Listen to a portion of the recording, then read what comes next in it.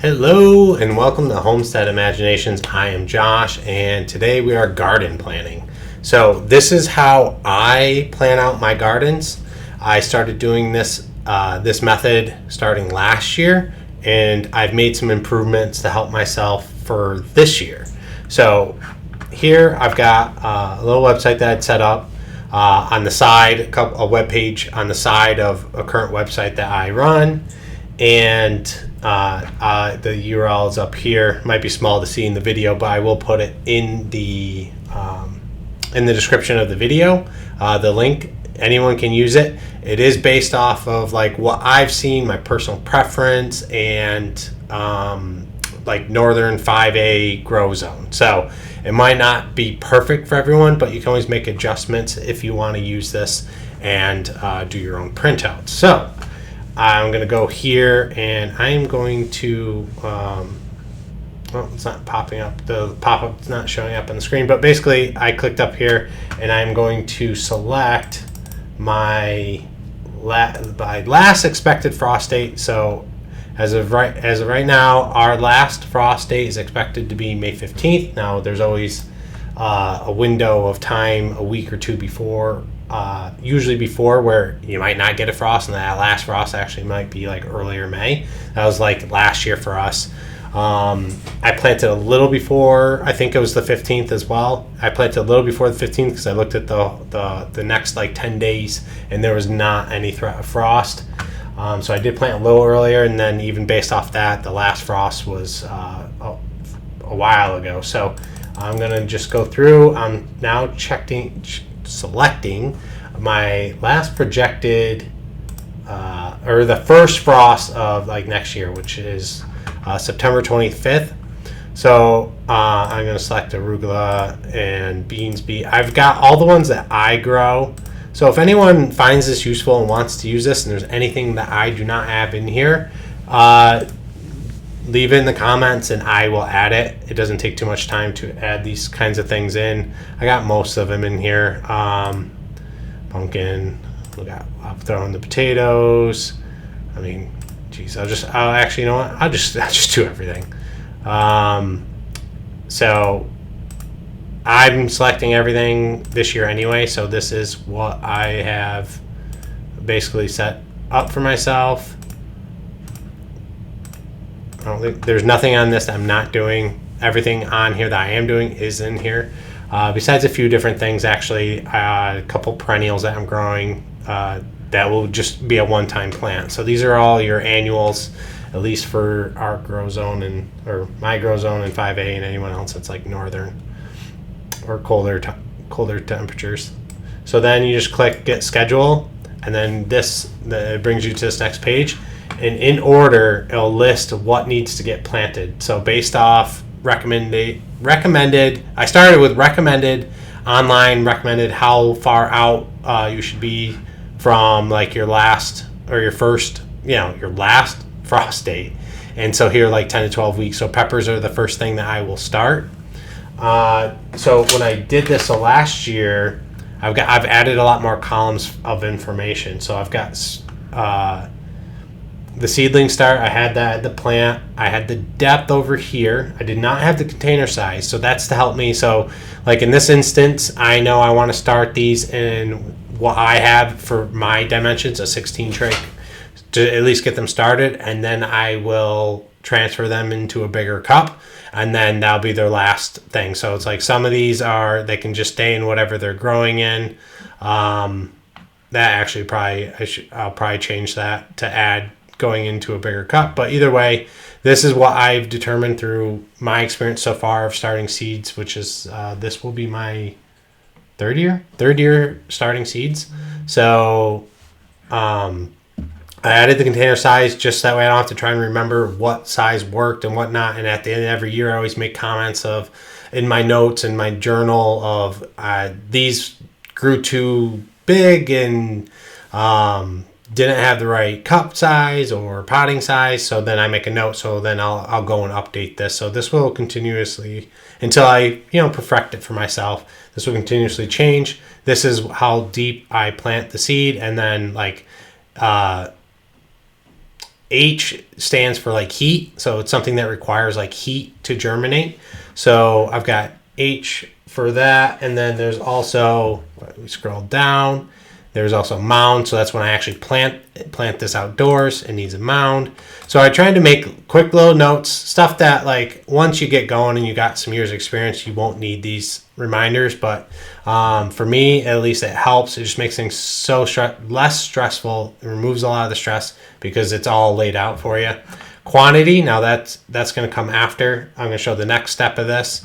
And then spacing, that's how far these should be planted from other things. So this requires like a 24-inch spacing. And then these others, so I had spacing planted and harvested, but I did not have last consumed. So last consumed, container size, are new to my charts. Here is, kind of see it, but not really. But this is, there it is. This is my printout from last year. So this is what I used last year. I didn't do a lot of information here because it was just way too busy this year to actually spend a lot of time in the garden. The garden got neglected, but other things really progressed very nicely for the homestead. So it was a win overall, but the garden suffered. But this year is focused on the garden. So, but what this planted means is like, when did I plant it outside, which is important for me to know, like, this is when it planted, so I can keep track of, all right, this is when it got planted, this worked, this was too early, this was too late. So I can kind of gauge, especially because like my broccoli this year, I'm going to be planting early. I'm going to be bringing it out even while we still have threats of frost because it needs more time to grow before it gets too hot, because usually our climate, we go from like cold to somewhat warm to immediately like hot. And like even June, we'll have like 80s, 90s. And then like your stuff that requires like it to be cooler, like your broccoli, your cauliflower, your lettuce, your greens, all that stuff will just then bolt. So I want to plant some of this stuff early. So I'll record that, and then I'll use this every year. Harvested, I want to keep track of basically like when I first start harvesting to when I last harvest for like big things like peppers that, you know, produce a lot. But like one time, like onions, I mean, you're pretty much only harvesting your onions at one shot. Maybe you have some that are a little behind, so you harvest again. I just want to record as much information as I possibly can for when I'm harvesting, so I can gauge when certain parts of, like if it's a one time, especially your root vegetables, like once you harvest, you're done and you're going to rip that out. I want to start tracking what space is done at what times, and then what I can use that space for. If it is a one-time harvest and then you pull, what could go in that space so I can have better succession planting. So a lot of this is really good for my lettuce. Like your lettuce, you're going to plant your lettuce. I've got romaine, I've got salad bowl. I also have arugula and spinach, are all things that like you're going to plant and you're going to harvest, and then you're going to pull and then plant a new one. So that's what that's all based on to help schedule that out. And then last consumed is, this is our first year. We are going to be trying to grow all of our produce for an entire year. We are going to try and do that this year. So this last consumed is, when did we eat the last bit of like our peppers, our onions, all that. So that way I can gauge, all right, we finished eating it June or July of the next year, and we're already harvesting the next round for the following year. I'll know I planted a little too much, but if I run out in like January, February time, I'll know I didn't plant enough of that type of plant based off our eating habits. So what I have done is I went online, I just did a search for estimated how many plants do you need for a family of 4, and that's what I'm going off of. I did make, I think, some small tweaks just based off things that like I know we'd eat more of or eat less of. So I did make some adjustments, and then I'm going to take that information each year and adjust my quantity. I need to grow more of this, less of that, whatever it might be. But what I do is I just copy this, because this is just a browser. I just go and basically copy this information, and then I throw it into Excel. So here is this year's printout. Trying to show it so you guys can see it. But that's the information. I've got my quantities because I have gone and figured out how much of each quantity I'm going to grow. For the most part, I am probably going to change one thing, corn. I'm going to change the quantity I'm doing for corn. But this is what I do. I just throw it into Excel, and then I make the margins what I want them to be, space it out the size that I want, and then I print it. And then now I've got this information, and this is all I need for 2026. I don't know exactly when to start things, and so I won't have to be like, oh, what do I got to start this week? It's already mapped out, and you saw it's that quick.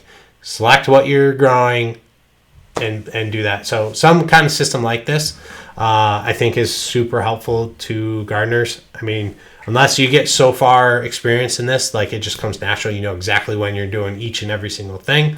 I'm only in my 5th year of gardening, and when first couple years were very small, so definitely growing this bigger and bigger. So just like this says, the sign for 5A. Some other things that I've got in this table here of information. So that's a date I'm going to plant. This is the window of time that's recommended that you should start the seeds prior to your last frost. There's also, I've got direct sow in here. There we go. So like my peas, my carrots, my potatoes, my beans, I'm going to be direct sowing those. I'm actually going to direct sow the corn too. I'm pretty sure. I don't think I'm going to start those inside. I'm pretty sure I'm going to direct sow those. So that's another change. I'm going to change that. I'm going to direct sow those. Cause that's literally like 515. See, yeah, it should have been direct sow. I just didn't change that because I did start them inside last year. So that's a correction I will need to make already for next year. Here's beans for an example. If you get pole beans, that's how much spacing they need from other plants. But if you got bush, 12 inches. So I am doing bush beans this year. So that's what I'm doing. But, now I got your garlic down here. Oh, other way. I get out of the way. There's the garlic, late October. I just keep track of that. That's not anything critical of what the exact date. So it's kind of based off, is it cold enough and the garlic isn't going to try and start sprouting and growing in the winter or in your late fall. So that is when I'm going to plant things. Now the hard part is like quantity, spacing. What are you going to do there? So let's switch gears here and change the screen. And we are going to go to here. So it looks a little funny in the picture, but this is a tiny grid paper. And it is basically an inch. I think it's like an inch. Yeah, it's an inch per little square box. And this is like one garden. So this square here, and then this is my walk path into one of my first gardens that we put in. So this is a 10 by 10 garden, and this is what I did. It took me quite a bit of time to do this, but I'm really trying to maximize my space, and I don't want any empty space. So I am using this. This is all recommended spacing. But depending on your variety, so like this is something, the size and circles will change based off that, but this is what's recommended. But what I did is I measured out my garden. This is my big raised bed. These are my two smaller raised beds. And I have and for the new big garden that's going in, the walkways and the actual garden space, I had mapped out as well. And what I basically did is I made these based off so this is like 24-inch spacing. So I believe that's 24 inches. It's hard to see in that picture. But these are like 12s or 18s. That might actually be 36s. So your bigger plants that need more space. I know these orange or carrots. Those are, I think, like 2 inches. I've got 6-inch circles, 8 inches, 4. So I think I even have like 1 inches there. So I use this, and I literally would place these circles in this space and figure out exactly what can I fit in those. So like I could put this here, that there, and be like, all right, I could fit like something that was really small. I could put in this space, or I've got like 4-inch spacing that I could use this space. So this is how I came up with quantities based off what was also recommended, but I also had to make sure that I could fit it. So in this garden, it's a lot kind of tougher because I got to go around the walkway. So it's a weird shape. It's not even. The raised beds are easy to do, and usually it's uniform. My raised beds are usually kind of either uniform or split. Actually, they're all split in half. The 3 raised beds I have, I split them in half. Half is one thing, half is another, until I can get some more raised beds, which is on the agenda this year. And then for my rows, if I had enough, I had like full rows in my big garden. I put in a 91-foot by 20-foot garden this year, and the grow spaces are 3 feet by 20 is the grow space, and then there's a 1-foot walkway in between, and then another 3 feet by 20, and that's how it goes all the way through. And so it's a big rectangle with like your growing rectangles basically. So I would just take that, I map that space and just and then use these. If it was the same type of plant that I was just doing in that row, I just would do this. I put like 2 here, and then maybe like across, and then down here, and then it would tell you. Then I'd be able to calculate without having to put all the circles there. How much would I plant there? But I did have a couple that were mixed plants. So then I did do this. I did put like all the different plants, space them out, saw what kind of spacing I needed to do, took pictures of that. So it's on my phone. So when I do go and actually plant, all I got to do is just follow what's in my phone and then plant these based off that. You know, go out there with a tape measure and just be like, all right, this is going here, this is going here. And over time, I'll probably create little like sticks or, you know, small boards, whatever you have you, that are measured to the exact. So I don't have to constantly pull out a tape measure. I can literally just take the stick and be like, all right, bam, plant here, plant there, and just quickly move through. Because as I keep building this up, it's going to take a long time to get everything planted. So out of that big new garden that I put in, I'm literally taking like, I think there's 12 rows. I don't know if I have that here. No, I don't have it. I don't have it here with me. I think it was like 16 maybe rows. Yeah, it was something crazy of how many rows I have for the big garden that I'll be utilizing, and I'm using 5 of them, maybe 6. So I've got so much more growing potential for either we need it, or the goal is to eventually turn into a farm and sell our extra produce. To try and recoup some of our money invested, at least for the year. So that is how I am planning my garden. I now that I've got this set up, now this took time to coordinate and do, and you know, I'm kind of not doing too much changes like a lot of the raised beds. I'm just flipping where things were growing into a different raised bed, but the same size raised bed. So nothing is really new.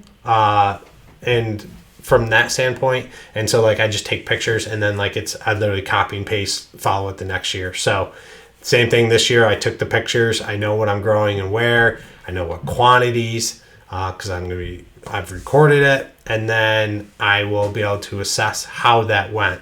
I'm going to go around and measure all the different plants of the one kind, their diameter, and see what their growing diameter actually is, and then account for that, and then make sure that I am spacing these out correctly. I want the ground completely covered. I don't want open, unused space.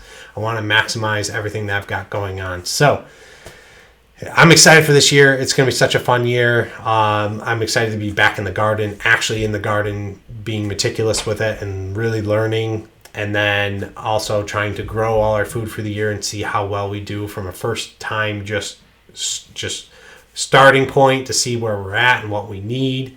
But now that this is all set up, like, it's going to be so quick every year to do this. Like, this didn't take too much time this year compared to last year because I had a lot more work involved in it, and I was also cramming everything into these. I had these 2 right here, the square one here with the walk space in the center. I have 2 of those which had to grow all the stuff that we were growing last year, so it was very tight. and I had to really be meticulous with where things went and what I had space for, because I really was trying to maximize what we were getting. And now that I've got a bigger garden, it makes it a lot easier. But this whole process, using my website and getting the schedule for when to plant things, made it so easy last year, and then this year is going to be even easier because I've added more information. I really love this. I'm so excited to start to use this and continue to improve on it, so that way I can continue to grow and be more capable as a gardener. So very excited. I hope this helps. I hope you like this video, and hopefully you use the site. Everyone's welcome to use the site. If it's helpful, you just make any adjustments that you've found. I might even do other things if people request it. If I can, set it up different based off other people's special needs. Like, I don't know, maybe that'll be something else that's part of the YouTube channel, like a premium thing or whatever they do with the YouTube, if I ever get to that point. So again, thank you for watching. I hope you found this video useful. I hope you use the website, and I hope that's helpful as well to help you plant your garden a little bit easier, or just maybe this gives you an idea of how you can schedule and get your gardens planned out a little less stressful and a little bit faster. So thank you for watching. Keep the imagination rolling, and I'll catch you next time. Bye-bye.